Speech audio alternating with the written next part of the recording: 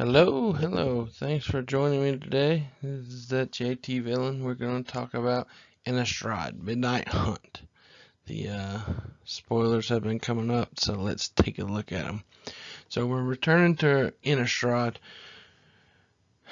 after we got a sad Innistrad set with Eldritch Moon, I feel like. But anyway, so let's get into some of the cards.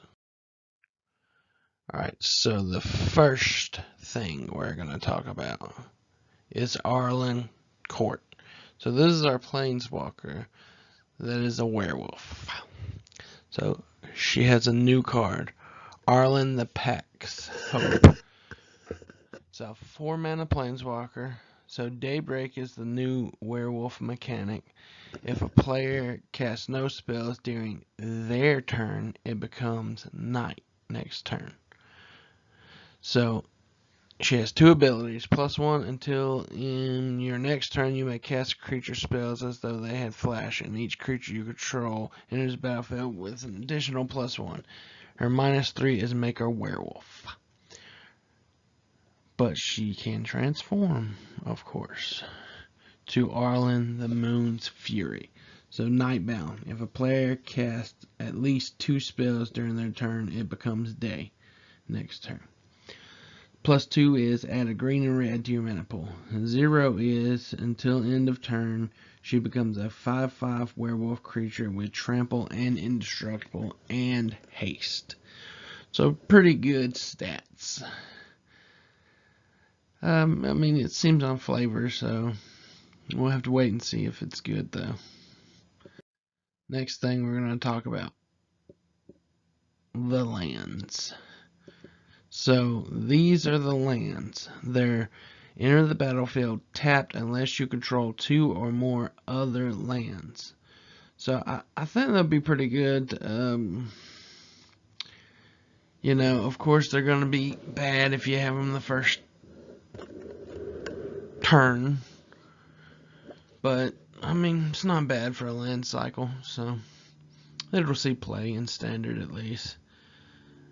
Might even make commander. Who knows? Next thing we're going to talk about,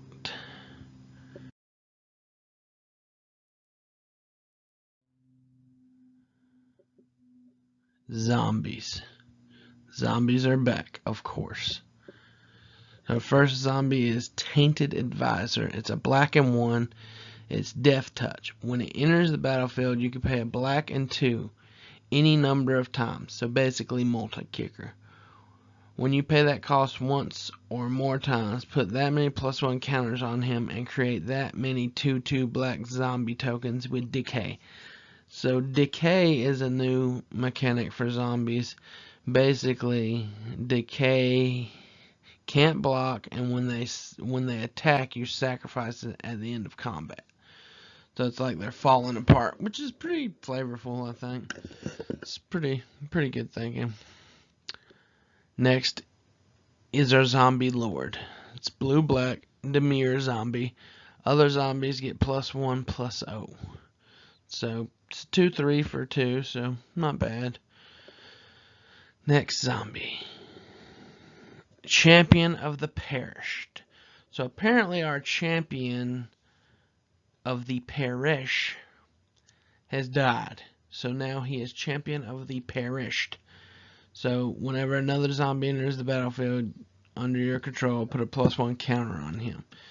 This could be what zombies have been missing. So keep an eye on this guy. See where he goes. I am interested in seeing how good zombies are. So next we have Angels. Angels are back. Well, they never left Innistrad, but let's take a look at some of them. Sigarda, Champion of the Light. Flying Trample. Humans you control get +1/+1, 4/4. So this new mechanic, Coven. Whenever it attacks, if you control 3 or more creatures with different power, look at the top 5 cards of your library. You may reveal a human card from among them and put it in your hand. Put the rest on bottom in random order. So Sigarda's still here trying to fight the good fight. She was one of the only of the Avacyn, Bruna, and Gisela that were left. So she's still trying to help the humans out. Next angel is a returning angel. Lessa, I don't know. Forgotten Archangel. This is a white-black angel. This is the angel that Avacyn dealt with because it was making deals with the demons and other creatures. But so 5 mana, flying, lifelink, 4/5. Whenever another non-token creature you control dies, return that card to its owner's hand at the beginning of next end step. If a creature opponent would die, exile it instead. I think this is probably an auto include in Kalia, because returning stuff to your hand that you can re-drop out with Kalia seems really good, especially if it has an enter the battlefield effect. There's that demon you search for a card, so but there's others too. I think just recursion in that deck was ugh. So our third angel we're going to look at is Enduring Angel. It is 5 mana for a 3/3 flying double strike. You have hexproof. If your life would be reduced to 0 or less, instead transform it and your life becomes 3. Then if Enduring Angel didn't transform this way, you lose the game. So before we look at the flip side, the last text, if it didn't transform, I think is for shenanigans. You can't clone this angel. You can't, make tokens or it can't transform. So, but the transform side is Angelic Enforcer. Flying, you still have hexproof. Power and toughness equal to your life. Whenever it attacks, double your life. So, I mean, yeah, you're going to be maybe at 3, but maybe not. I mean, depending. But even if you're at 3, you swing, you go to 6. I mean, we'll see. I mean, it is a 3/3, and a lot of standard removal kills it, but I think it's a good card. So we'll see how it does. Maybe it goes in a Kalia deck, so you don't die, but maybe not. Next we have just some random cards. So this is vampires, of course. They're still on Innistrad. This is another one with multi-kicker, basically. So you pay red and 2 any number of times, put that many +1 counters on it, then exile that many target instant or sorcery cards with mana value 3 or less from your graveyard and copy them. You may cast any number of the copies without paying its mana cost. That seems like it, depending, but it might be really good. Not quite sure what kind of deck, but I mean, being able to basically flashback your removal is always good. So next we have an old friend, Chandra, appearing on Innistrad in this card. Light Up the Night. Deals X damage to any target. It deals X +1 if the target's creature or planeswalker. You can flash it back by removing X loyalty counters from planeswalker you control. So, yeah, it's your standard red X spell. I mean, I don't know. Maybe it'll be good, but I don't think so. But I could be wrong.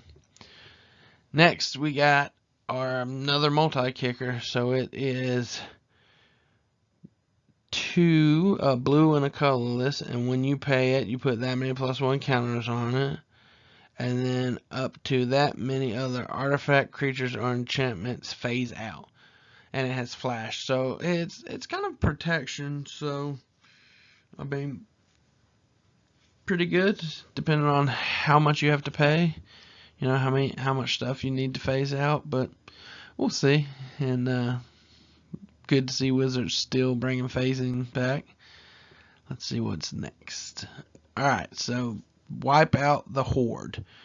This is going to depend on how creature heavy standard is, if it sees standard play. This is going to see commander play, period. Because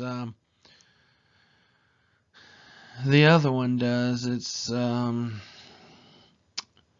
red one that does 13 damage to everything, and it costs 1 less for each creature. So this one costs 8, but it costs 1 less for each creature on the battlefield. Destroy all creatures. So I mean that's going to see commander play. That might be a white staple because, well, I mean, if you're running a board wipe, why not? So these are some other ones we got. So we got the Mask of Grizzlebrand. The equipped creature has flying and lifelink. When an equipped creature dies, you may pay X life, where X is its power, and you draw that many cards. So nice throwback to Grizzlebrand. This card's not over powerful, so it's pretty good. The next one, the Viper's Fang. Other creatures you control have Death Touch. Other tapped creatures. So as soon as you attack, basically, your stuff gets Death Touch. Other untapped creatures you control have Hexproof. So again, it makes, if you can leave your stuff untapped, sorcery removal super bad. And you can pay 1 to untap target creature or land you control. I mean, that's not bad. I'm sure people are going to try the infect thing with it, and we'll see. So we have our white multi-kicker. When we multi-kick this one, when you pay this cost 1 or more times, that many Valor counters on it. And then creatures you control get +1/+1 for each Valor counter on it. So, I mean, pay 4, all your creatures get +1. Pay 6, they all get +2. I mean, I guess. We'll see. I mean, if nothing else, it's a 3/1 lifelink for 2, so I think that's pretty good. So then we have a returning character, Gisa. 4 mana for a 4/4. If a creature opponent would die, exile instead. At the beginning of your upkeep, put all the creatures exiled with Gisa onto the battlefield under your control. They gain decay. So basically, after they attack and deal damage, they get sacrificed. But I mean, still, that's pretty good stats. So next we have, I think this is the card. It is Unnatural Growth. 5 mana, 4 green, and 1 for an enchantment. At the beginning of each combat, double the power and toughness of each creature you control until end of turn. I don't know if this will see standard play. Maybe in some kind of green rampy deck. Green stompy ramp, I don't know. But Commander, I'm sure somebody's going to play it, and it's going to be amazing when it gets played. And it's going to have to be blown up the turn it comes out, or there's going to be problems. So, that is, I think that's all. So let's talk about what's after in the Midnight Hunt. The Crimson Vow. So basically, there's 2 Innistrad sets. These next ones, the Crimson Vow, will come out in November. So it sounds like there's going to be a deal between Olivia Valderin and maybe Soren, maybe a marriage or something. But we're super excited to be still on Innistrad. So I hope everybody likes the video. Like, share, subscribe. We're going to have some pack openings as soon as the Midnight Hunt comes out. We're going to, probably have more spoiler videos too, if everyone likes this one. If not, then I'll find something else to do. So thanks for watching, and don't forget to like, share, and subscribe.